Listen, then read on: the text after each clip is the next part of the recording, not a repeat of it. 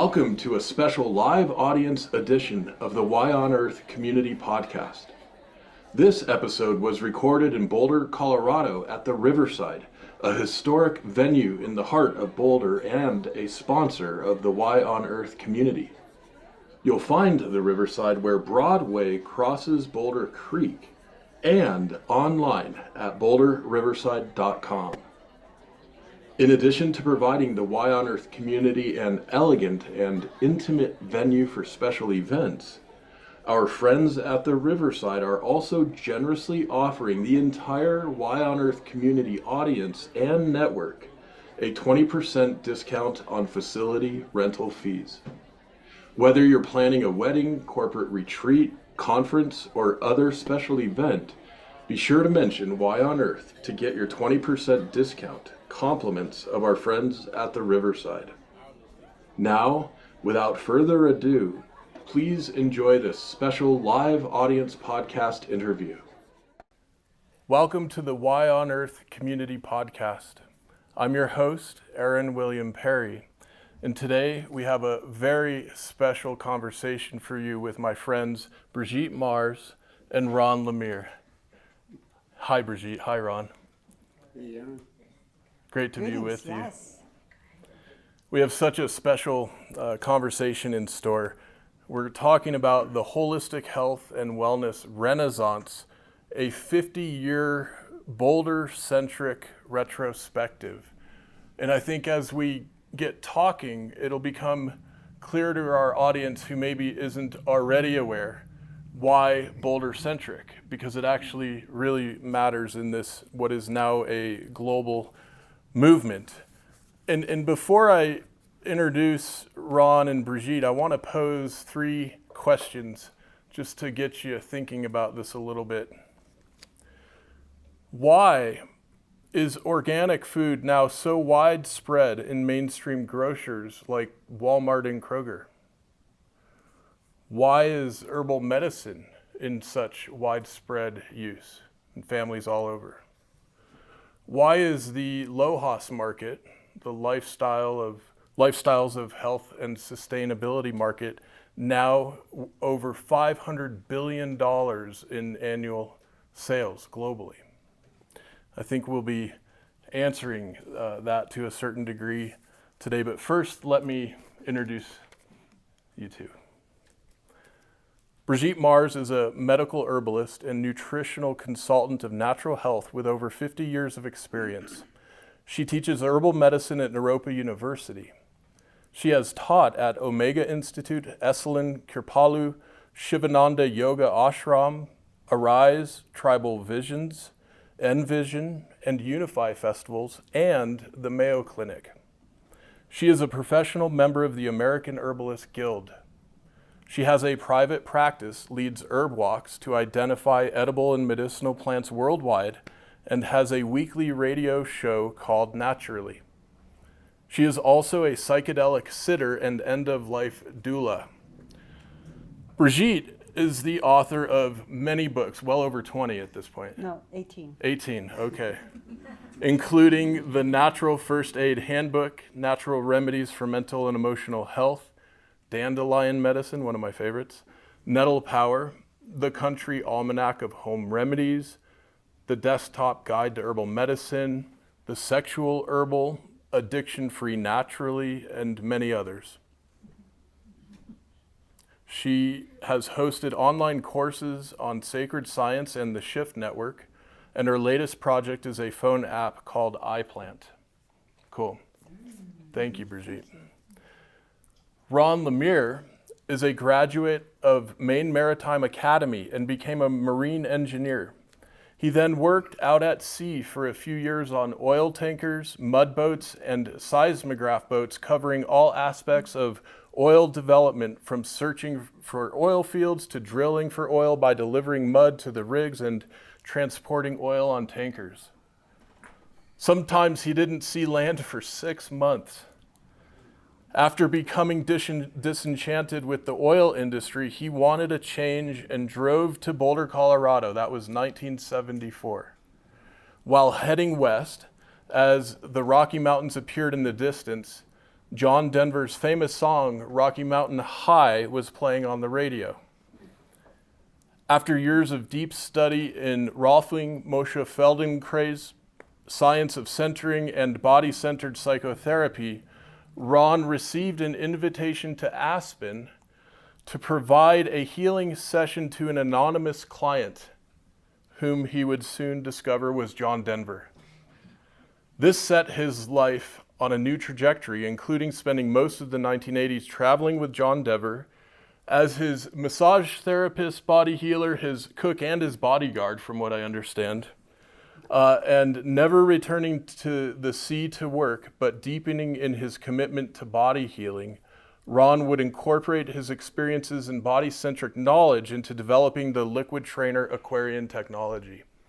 So, Ron, Brigitte, thank you so much for being together with us this evening for this conversation. And clearly, you have more than a wealth of knowledge to share with us, and also several decades of history and experience right here in Boulder, Colorado to talk about. So, Brigitte, maybe we can kick it off with you. Why Boulder? Why is this an important topic for us? Well, in the 1975, I had a little vegetarian restaurant in Miami called the Supernatural. And we would get these teas, celestial seasonings, red zinger, and they would have tags on them that said things like, how many inhabited planets are there? A baby is God's opinion that the world should go on. And I thought to myself, these people are far out. I bet they read the Urantia book. And then I met some people at a natural foods convention. They had a celestial seasonings booth, and there was a boy who was part of a band called Navarro, if you remember the band Navarro. And next thing you know, I was moving to Boulder to attend Boulder College of Massage, go on tour with the band, and because I had two daughters named Rainbow and Sunflower, we couldn't just be anywhere. We had to be somewhere where the other kids ate whole wheat bread, and that it was, you know, they had vegan ice cream, no moo.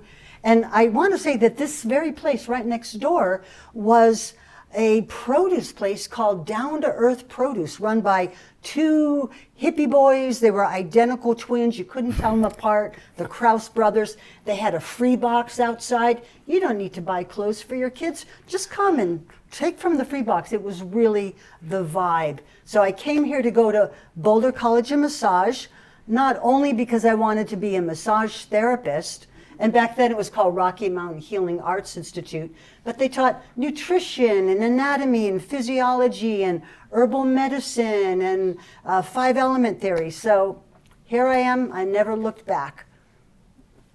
Amazing. Yeah, 50 years. Amazing. and so much has unfolded in that time, and it really strikes me as astonishing that so many of these initial herbal tea companies, herbal medicine companies, natural foods companies got started by pretty rootsy people, but grew into a major industry where so many of the founders of these companies went on to have venture capital companies and went on to do a lot in the arena of finance and capital and so forth. And it's just, what a wild story that is. Absolutely. And so there's so many big companies that were really launched right here. I remember at the corner of Pearl and 18th Street, White Wave Tofu was starting. Steve Demos was making tofu right there. Everybody's Skin Trip, they were making that right there on the corner. And there was this great restaurant called The Harvest. And they had community tables, and you didn't even mind that you had to wait an hour for a table because it smelled like cinnamon. The house tea. That's Yeah. That's amazing. The Harvest in the Good Earth, it kind of transformed a couple times. Yeah.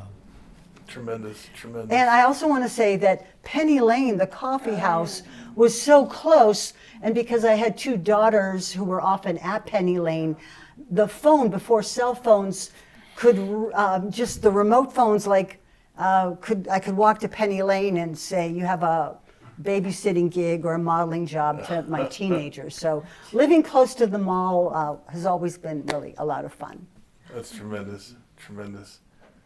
Well, and Ron, you've been involved in so many modalities of holistic healing, and the time you spent with John Denver was just epic. And I was wondering if you could share with us a little bit what that was like, because for many of us, he's just is a name and an icon and somebody from history, right? Yeah. Well, I came from Maine, and we just barely finished the 60s. You know, we were finishing the drug thing, and I went to the academy and really straightened out on a lot of levels. And then I went out to sea. And like you mentioned earlier, I did get disenchanted by the way things were. But I wanted to see the Rockies. So one summer I met some friends, and they were on their way here. In fact, the guy I met is a guy named Scott Halazon, and he used to be one of the Merry Pranksters. And so I thought when I was told about him, when he come to Maine, that, you know, hearing all this thing about him and the Grateful Dead, that I figured he's going to come with a couple of kilos, and I had a lot of friends that were waiting for that. And I said, well, that would be great, you know. So I meet Scott, and he's got a Volkswagen bus, and he's got a three-piece suit. And I say, well, this is an interesting thing, you know. And so I didn't know what to think of the guy. Well, I was not able to buy any marijuana from him. It was a little bit disappointing at first, but we get to know each other really well. And as a gift, he gave me 25 pounds of brown rice. And he says, you got to meet Micho and Aveline. And which I did. And he says, then you got to come to Colorado. And by that time, you should know how to cook a pot of rice. It's not an easy thing. Everybody thinks, so you just put water. But there's a trick to it, and it took me a long while. But by the time I got to Colorado, I could really cook a pot of brown rice, where the kernel was just filled with enough liquid, and it was just so sweet when you chewed it. So I left from Maine to here, and I was like, wow, this was a genuine renaissance. In 1974, when I came, I went from that time in Maine to marine engineering, like a black and white world. And now I'm here, and I see the mall happening. There's music playing everywhere. There's a health food store. There's Pearl Street Market. There's Down to Earth. There was the Boulder People's Co-op. And I met one of my first friends here, Brian, right out here. He was in the Green Mountain Granary, and he ran the Green Mountain Herb store. And so Kim Stearns was an herbalist who ran that store, and I'd always go out on walks with him. I hadn't met Brigitte yet. And so it was a hub, and everything was around this Green Mountain Granary. They sold bulk herbs, bulk grains, bulk seeds, nuts, oils, seaweed, you name it. They had it. It was amazing. And after a while, I became, and also along that same time, I met this man named Dr. Tim Binder, and he was into structural awareness. He came up with a technique called position technique, which is applying suspension mechanics to the human frame. And there was a lot of things at that time. Apprenticeship was a big word. A lot of teachers came through here from India, from Japan, from China, and we were the recipients. It was really an amazing thing, and a lot of it was around health. We learned the 5 elements through the Chinese and the Japanese. We learned macrobiotics. We learned martial arts. We learned meditation, Ayurvedic medicine. All of this stuff came to our shores, and it landed in Boulder at that time. Now, we had a little saying back then, Boulder is surrounded by reality. Because, you know, all around outside in Colorado, it was kind of a red state, you know, in a sense of a lot of oil, and they ran everything. But we were here, and we were like opening up psychology and mysticism. We were cross-pollinating, and whatever body word discipline there was, if my friends learned like Rolfing, and I learned a bit of Feldenkrais, and I learned psychotherapy through Hakomi, it would be like we'd all cross-pollinate. It was not one of these things that we kept to ourselves and no one's going to know this because I know this, you know. It was an amazing time. And you know, back in the 60s, we had one saying, whenever you met someone and you didn't know them, but what they did know is this. It's happening, man. It's happening. And that was the 60s. That's how we all, and Boulder was the same way. We all lived in this world that we knew things were happening.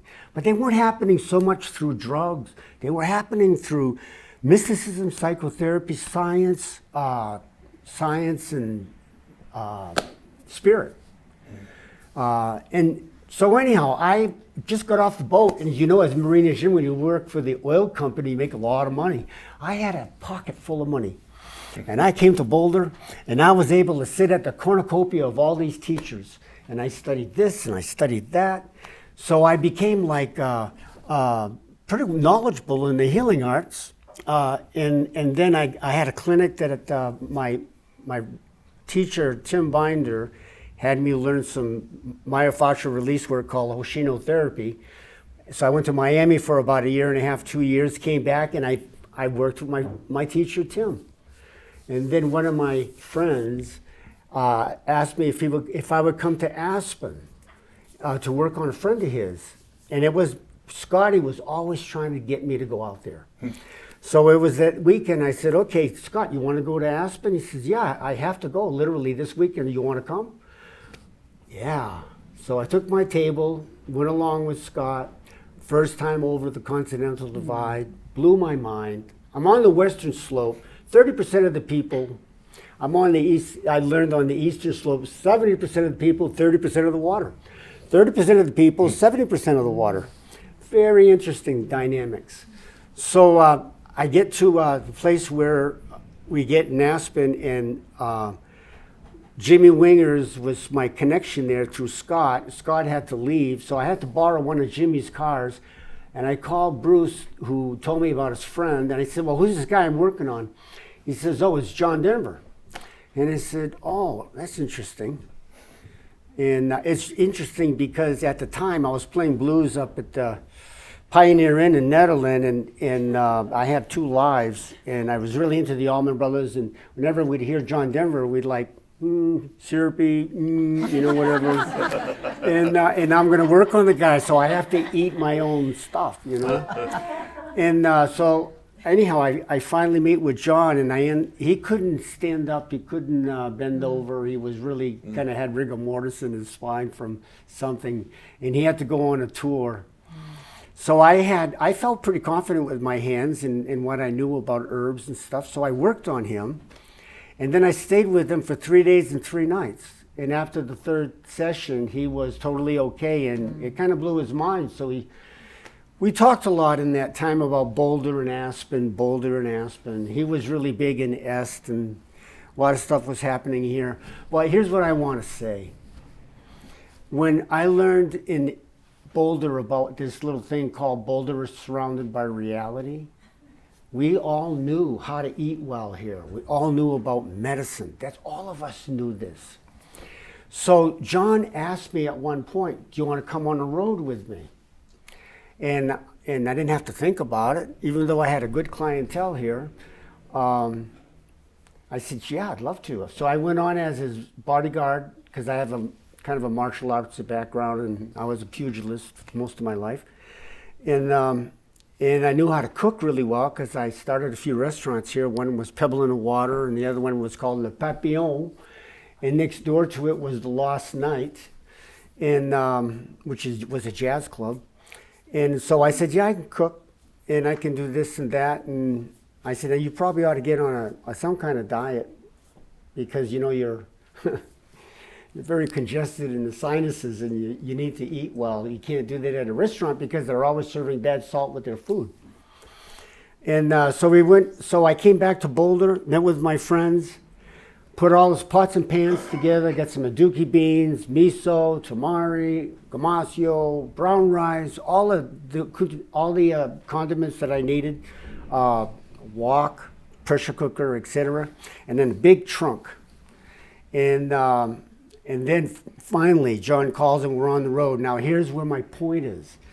My first tour, 120 cities, in 120 concerts in 90 cities in 9 months. That was our first tour. And I thought, Green Mountain Greenery, every town USA. So as soon as we get to Houston, GNC, no such thing as a health food store except for pills. You know, because at the time, Arnold Schwarzenegger was sweeping the nation with protein, you know, and sculpting the body. Pretty terrible stuff, really. But anyhow, I didn't see a granary in all that touring except for 3 cities. One was Boston, which was Bread and Circus. Another one was in New York City, and then here. Everything else was like Kalamazoo had a pretty good health food store in Michigan, but that's it. The following year, same thing. We went from Moncton, Canada, all the way down to Mexico. Now, there were about 6 or 7 granaries. Now there were a lot more homeopaths or naturopaths, and now all of a sudden it's like, wow, I'm starting to see things grow. And on the 3rd year, there must have been at least 20 granaries and at least a decent health food store in every city we went. That's how fast it grew. We went from almost nothing to naturopathy, martial arts dojos in every corner. This happened within 3 to 4 years, and it began here in Boulder, Colorado. And last thing I want to say is I sung out with a lot of mystic people that were into, my teacher, Rashad Fields, was a geomantic, he was a geomancer, and he taught us how to understand ley lines and this and that. And what we learned through different people that I talked to here is that the Flatirons are the most natural pyramids. The Great Pyramids were built by humans. These are natural. They're like 45 to 60 degrees. They're on the same ley line from a southeast line as the Great Pyramids in Gaza. And John Mitchell, Rashad, a lot of these mystics, even Barbara Hand Cloud, would always talk about Boulder and the energy here. So this is like a galactic resonance that happens here in Boulder. And so many aspects were happening at the time that we were like all on fire with it. And anyhow, that's what I wanted to say about that. Wow. Thank you, Ron. That's amazing. I like how we went from brown rice to galactic resonance. That's a trip, man. It's happening. Well, I'm so curious too to think in terms of broad historical arc about Brigitte, something you and I have spoken about many times before. You know, just a number of generations ago, maybe it's 5, maybe it's 6, maybe it's 7, it was normal and mainstream to have organic food, to work with herbal medicines when our families or loved ones needed healing. And it only in the last, say, 5 generations, 4, 3, 2, 5 generations, somewhere in there, became unusual, if not marginal, to eat organic foods, to eat whole foods, and to work with herbal medicines, which is astonishing given that virtually our entire human history and story has been organic food and herbal medicine, all the way for hundreds and thousands of years up until very, very recently. And, you know, in ecology, when we're thinking about landscapes and thinking about diversity and arcs of preservation, it seems that here in Boulder, and with you too, and Brigitte, with you, with your work with herbal medicine, that you were able to preserve so much knowledge that then has been shared out again to thousands. You've educated, thousands and thousands of people at this point. But I want to also just share, when I came to Boulder, the uniqueness here, and I do believe, because it's so beautiful here, that it tends to inspire people to be custodians of the earth and to even have spiritual values. I mean, how can you look at all this and think, well, that's all there is? You know, it's like it inspires you. But I do want to mention something that I kept hearing about when I came to Boulder, besides Green Mountain Granary, was this woman, Hannah Kroger, who had a shop on Pearl Street Mall called New Age Foods. And for $3, you could get a soup, half a sandwich, and a salad.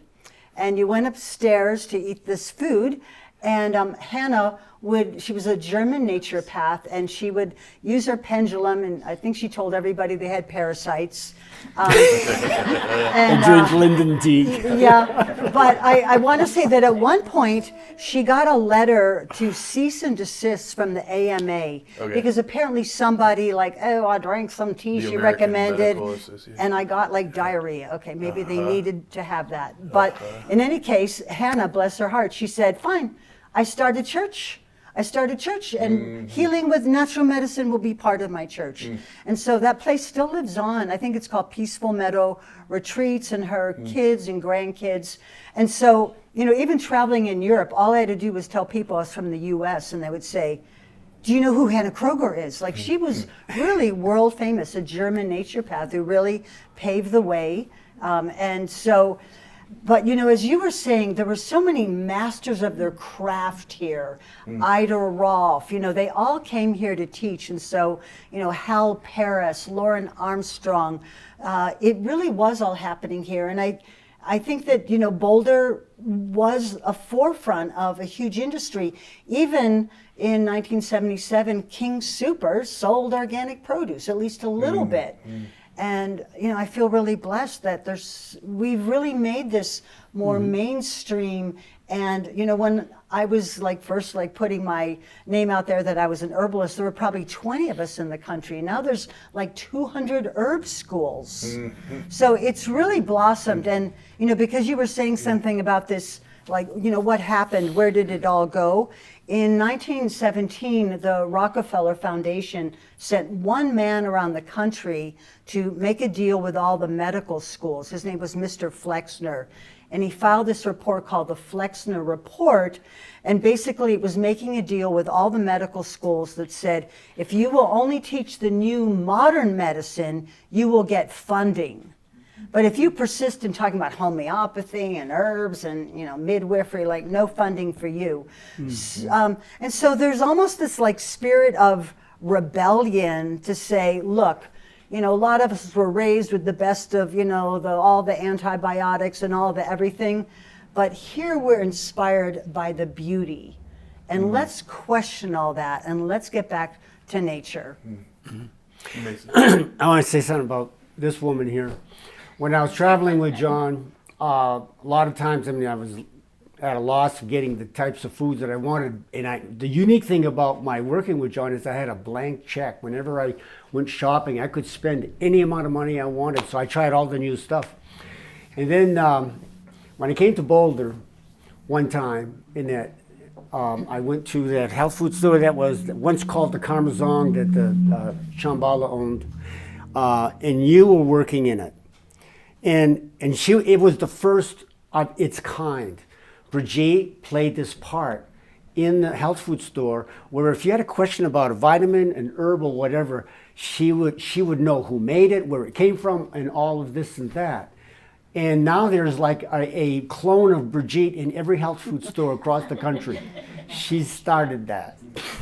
Well, I want to give a little credence to a couple of mentors of mine, Has Hassan and Mark Retzloff. Yes. So these were a couple of premies, because a lot of these health food movements also were affiliated with some kind of spiritual movement, because they all had a headquarters here. So Haas and Mark, I think they were young kids, part of Divine Light Mission, and they used to help procure, I think they went from being herb dealers, if you know what I mean, to procuring the brown rice and the lentils for the big jubilees that the Divine Light Mission would have. And out of that ability to procure, massive amounts of garbanzos, they started a store in Denver called Rainbow Grocery, which ended up becoming a distributing company, which is now called, not nearly as poetic as Rainbow, but UNFI, United Natural Foods. But it is providing food, natural foods to all around the country. And then, you know, Haas and Mark started a store on Pearl Street called Pearl Street Market.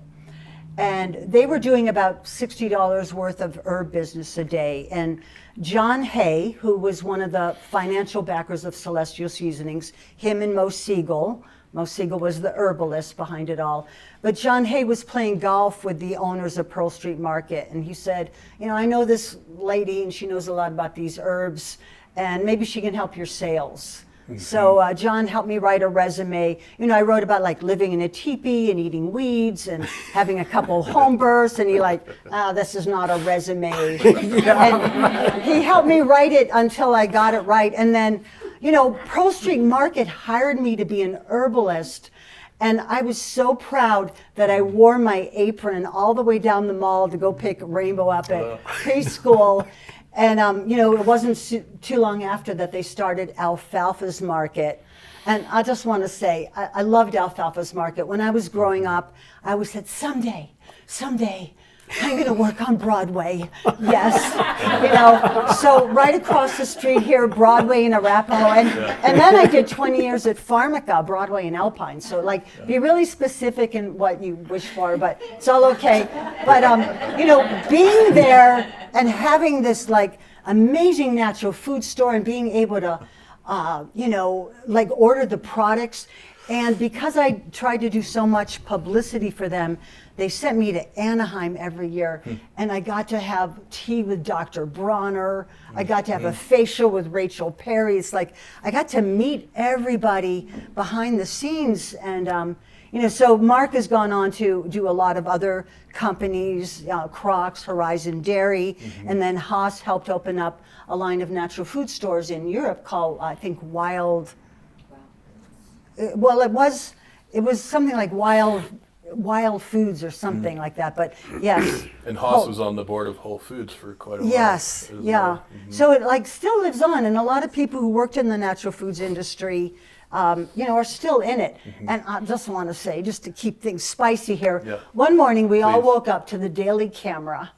On the front page of the paper is Haas and Mark with their arms around each other, and the paper says, it looks like money from the marijuana industry helped fuel the opening of these stores, and you bad boys. But you know, then it's not like they took the money and moved to the Cayman Islands. They did something great for the community. So they were sentenced to community service. And everyone in the store rallied and said, we're going to help you do community service. We're going to give so much back. We're going to have a pancake breakfast for the firemen and a dog wash for the ASPCA, because we just so believed in the mission. It's not about us or them or which health food source. Like, we believe in creating a better earth. So let's do it together. Amazing, fabulous. Yeah, well, and I'm delighted we had Mark Retzloff on the podcast a while back, and I'll include a link in the show notes for folks to get to that easily. And I do have to share my own personal story with Brigitte Mars. I was a naive kid in the suburbs in South Denver and got a job stocking shelves at Alfalfa's on University. And this is about 1992, you know, maybe about 33 years ago. And every one day a week or something, every Friday, there was this remarkable hippie woman who had so much knowledge. I would do everything I could to get over to her vitamin and herb section of the store and just start asking questions.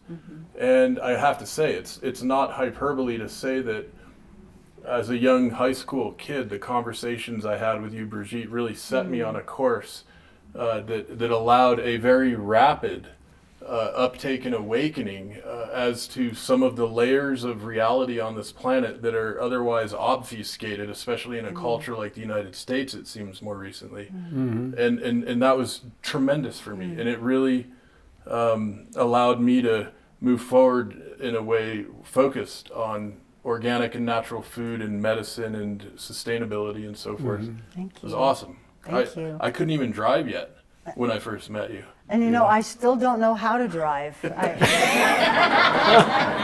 No, we It's had true, for back real. then we had what you call the pedestrian viewpoint, and I didn't drive either. I had to be driven to Aspen. It was safe to hitchhike back then. And I Back then hitchhiked you a lot, could trust yeah. anyone with long hair, it said, Yeah. but like, those days are so over. I know. I You know. know? I know. Well, I want to ask a question. I'm not sure exactly how to frame it, but I'm going to attempt it. So, you guys have experienced and been central to this incredible renaissance over the last 50 plus years, and you've been front row and center to so many tremendous movements that have helped thousands and millions of people around the world now. And the cultural milieu, the ways in which information and knowledge was exchanged between people was probably pretty different in some ways to what we're seeing nowadays with our various digital technologies and so forth. And I'm really curious, both in terms of how has Boulder changed, but also more broadly thinking about society in general. What are you seeing? What are you observing in that arc of time? Well, change seems to be inevitable. And, you know, one thing that we started seeing is how a lot of these natural food companies were kind of mom and pop businesses. And how, you know, Whole Foods would come into a lot of small towns around the country and open up right down the block or right across the street from your mom and pop business that your grandpa started or something. But then again, we all wanted natural foods to be available for everybody. So we have to realize, like, this is what you wanted, and it is available, and there are organic farms. So, you know, big business has its detriments, but it can also make things better. And I like to have the attitude like, okay, let's do the best we can with what we have. And, you know, yes, things have changed. A lot of the mom and pop companies, you know, we could look at Tom's Toothpaste was bought by Colgate, Aveda Cosmetics was bought by Estee Lauder, you know, White Wave Tofu by Unilever. But in a sense, it takes a lot of money to be in business.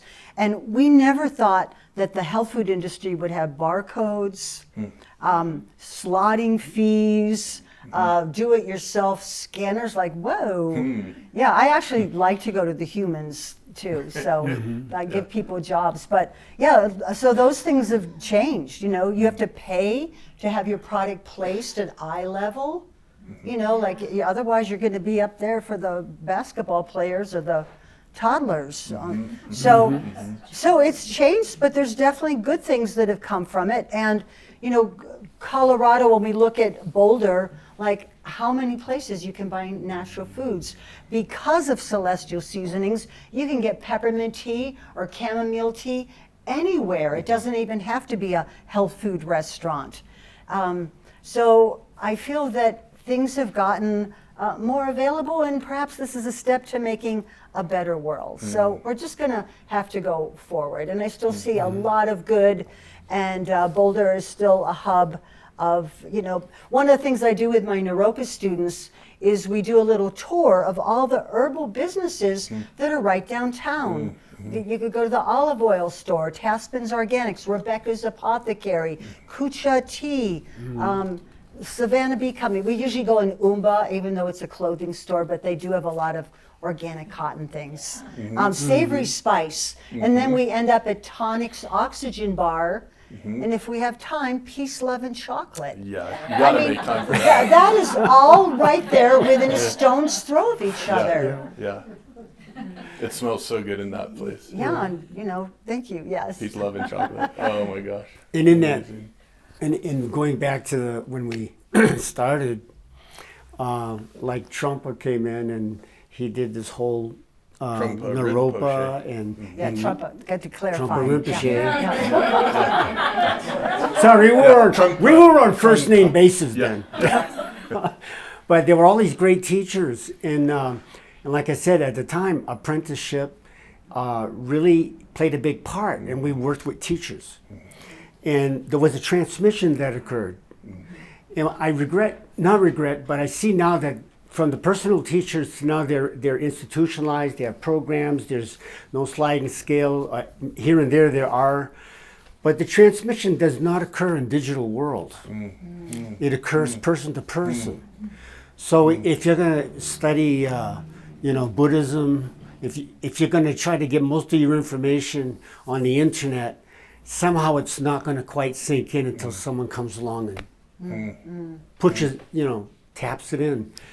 And that's kind of where we still have to emphasize the importance of each other, the importance of human nature that the digital world will never be able to replicate.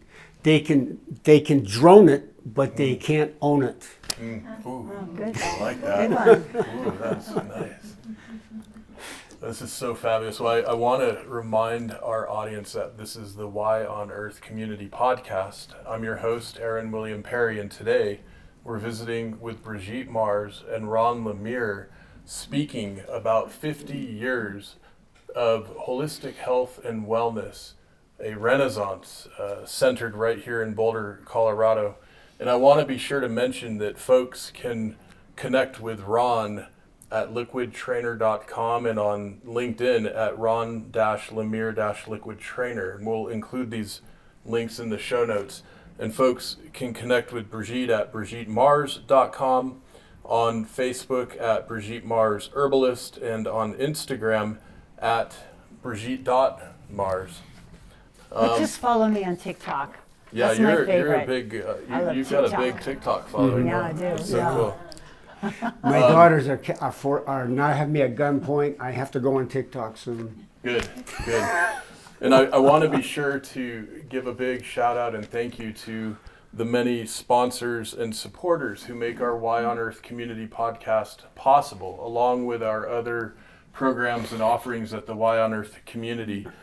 First and foremost, a big shout out to our friends here at the Riverside.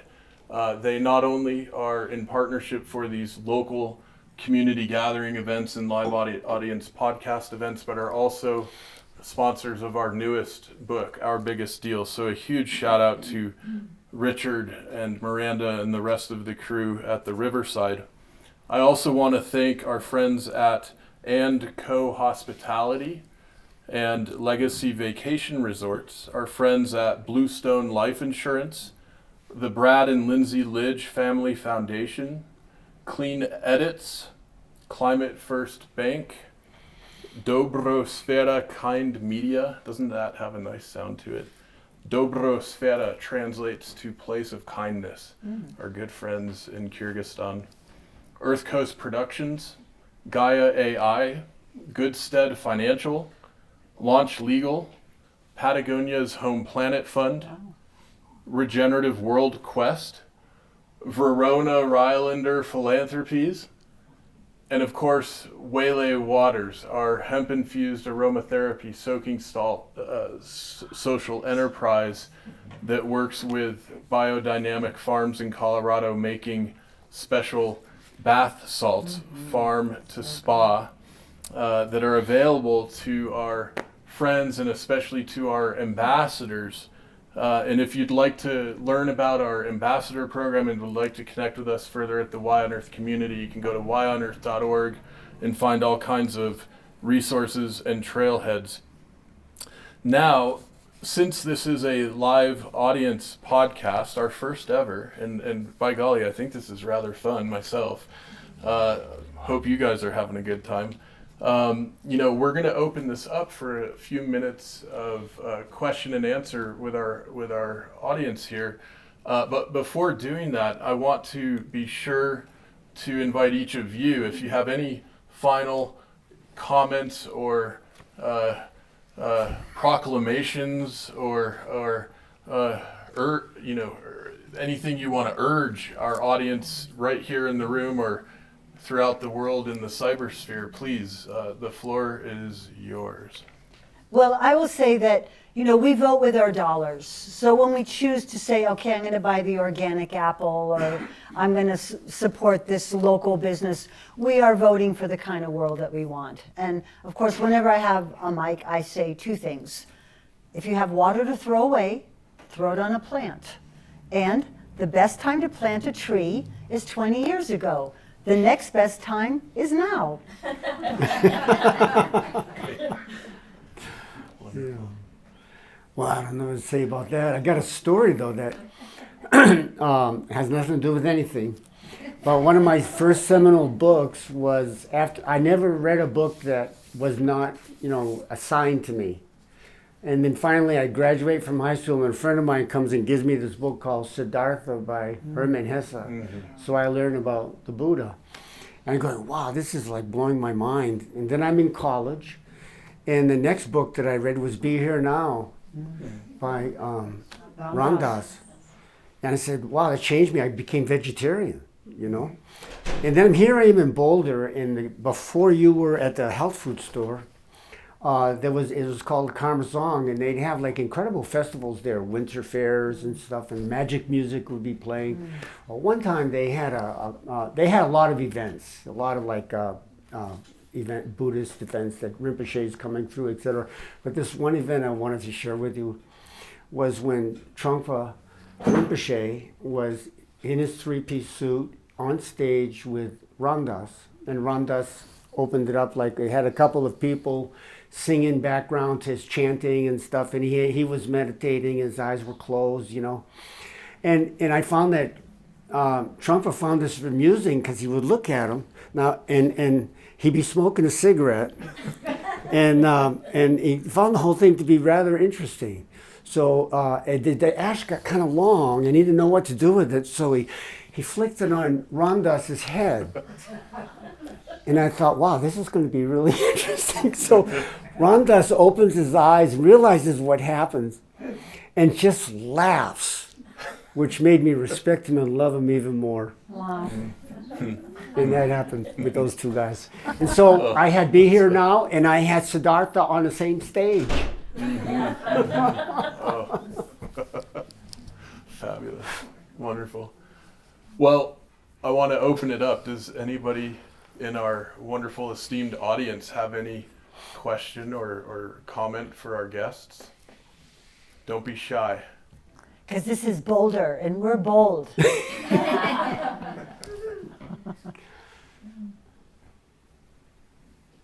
In the back. Has the economic climate in Boulder eroded some of the heartfelt spirit of the community? And do we still have the chance to save the heartfelt character that Boulder has exemplified? I'll just repeat so it's in the audio. Has the economic climate in Boulder eroded the heartfelt character and spirit? And what was the second part of that? And what can anything be done to preserve or revive that spirit? Can anything be done to preserve or revive that spirit? I'm hopeful because I think we all get to make choices every day.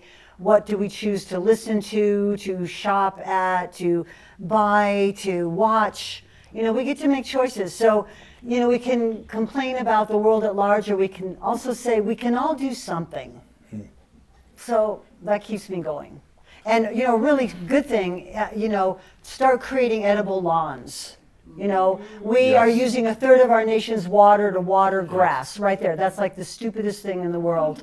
And our lawns could be dandelions and chickweed and purslane, all these things. We could all be having salad, fresh, so fresh. You can't buy that at any of the health food stores. When we go out and harvest wild weeds, makes you feel like a superhuman. And we've been bamboozled big time to think that it's all got to come from a store. So no matter where you live, I live right downtown, but we still harvest a lot of weeds, and we need to rethink how we've done it. So, I'm so glad you're here, because really it's all up to all of us. And what can you do in your neighborhood?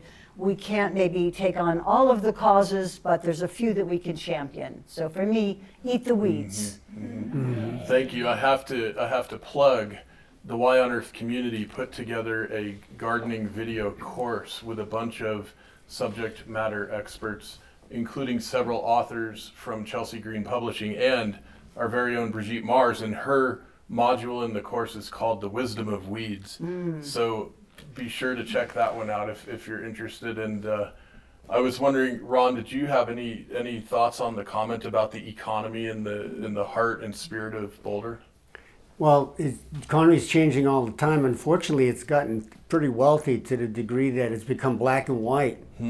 And going back to the early days, we had the orange robe sannyasins with Rajneesh. We had the white turban people with Yogi Bhajan. We had the Buddhist colorful rainbow. We had so many different modalities and stuff like that Renaissance. That Renaissance settled, and now the knowledge is up to all of us to share. And with what's going on in the world today, I think a lot of things are shutting down in the way it's kind of a shock to the nation, especially you can see the health crises we're coming into. I think, and I once heard that natural medicine would become alive again, and I believe we're going to see a bounce on that. We're going to see people, struggling to get healthy, and this natural medicine that we have is really an answer to that question. When it starts getting grounded again, I think there will be another surge of a new health awareness. We think there's a big health awareness out there, and it's kind of like not quite the way that we have been grown to see. But regenerative farming is like now really starting to happen. So communities are now taking it upon themselves to become self-sufficient, to become very aquarium-like. So I see a bright future. It's just going to take a little time to get there, and we will have it. Hear, hear. It's happening. It's happening. It's happening. Bud, yes. So, Brigitte, you mentioned that you, in the early days, you went off to Anaheim. Yes. But you didn't put that in context with, I'm sure that was Expo West. Expo West, so And I wanted you to speak to Thank the you. early days of Expo West and Yeah. the New Hope Natural Media That's great. came from here. Yeah. And just speak to the amazing growth in simply in attendance at Expo West, which came out of Boulder. huge. And then they expanded to Expo East. And the numbers of people that are involved in both in creating natural products and consuming natural products, the numbers. What's the most recent statistic of attendance alone? I'm thinking like 70,000. Yeah. So Natural Products Expo, even though it happens in Anaheim or in an East Coast city, all the brain work that goes on behind the scenes starts here. This is where the planning, and Doug Green, who also owns the Boulder Theater and Rembrandt Yard, his son owns Rosetta Hall. He was a big pioneer from New Hope, Pennsylvania. He came here because of the availability of natural foods, and they published Delicious Magazine, as well as something called Natural Products Expo. And so the expo is huge. It used to be, a few thousand people, and I think it's bigger than Burning Man. That's all I can say. It's so huge. It takes days to get through it all. It's not as, groovy, cava lounges, it's gotten a lot more corporate. But again, it's also more global, and that means behind every product there's a regenerative farmer, there's someone who's, donating some of their profits to save the rainforest, keeping the Guarani Indians happy in Paraguay rather than cutting down the rainforest. So there's a lot of behind the scenes that are happening from all of those products. Every one of those products represents some kind of positive thing that's happening. And it all started here too. Thank you for mentioning that. Fabulous. Yes. Laura. I hope this doesn't sound negative, but I've been here since '74 too, and I wish it was more like it was, in the '70s.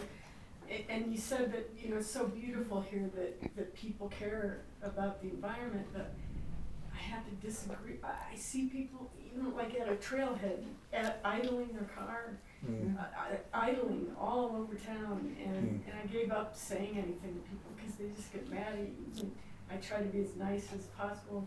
And then the compost, we can't compost right, we can't recycle. How do we educate our neighbors? We can all do something, and like you're a musician, it's something to write a song about. You know, Bethy Lovelight is here, she writes songs about all these things. We can write, I wrote letters to the editor when I saw that CU was spraying pesticides. I wrote a letter to the editor, and they're not doing that anymore. So we can embarrass people. And I will go into a place of business and say, you know, I really like shopping at your store, but I see those pesticides applied signs out there, and I'm not doing business here anymore. So that's what we can do, because that does affect the economics, to speak out. Thank you. Fabulous. Well, it's like, Thank our you. world is on fire, and somebody's running their air conditioning and idling their car, trying to stay cool, and it's kind of ironic because it's just heating up the planet even more. Yeah. I think we have time for one more question, if there's one more. Now's your chance. Don't be shy. Speak now or forever hold your peace. Ron, for you, good friend, how many times did John Denver say far out when you were with it? About 455,000 times. John Dever said far out Yeah. 455,000. It's really funny because in Maine I used to hang around with this band called Sweet Grease, and our lead singer friend Frank was his expression, far out, man, far out. I never knew where it came from, and then here I am working with John. Well, this has been absolutely wonderful. I want to thank our audience, thank our hosts here at the Riverside, and thank you both from the bottom of my heart. Brigitte and Ron, thank you so much. Before we sign off, is there anything, no stories, just a final comment, Yeah. a final message? Read Veritas. Okay. There you go. Veritas Yeah. is an amazing book.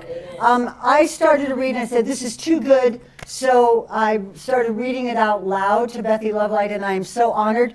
Read the book. It's Solutions for a Better World. I really, really believe in this. And if you're not a big reader, you can listen to me read you the story on Audible. All right? We're so excited, and the main character in this story is called Brigitte Sophia, in part You're a kid. in homage of Brigitte Mars. And yes, it was amazing that you narrated the audiobook for us, and thank you for doing that. It was a Brigitte. That's privilege. amazing. Thank you. Thank you. Final words? Eat well, meditate, enjoy life while we still have it. Because, you know, if we went back that far, the road ahead of us is a lot shorter than the road behind us. Yeah.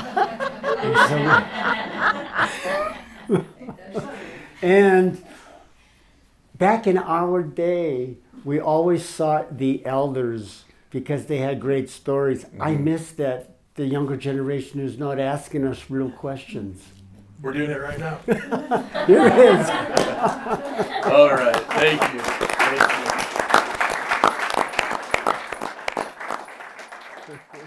The Y on Earth Community Stewardship and Sustainability podcast series is hosted by Aaron William Perry, author, thought leader, and executive consultant.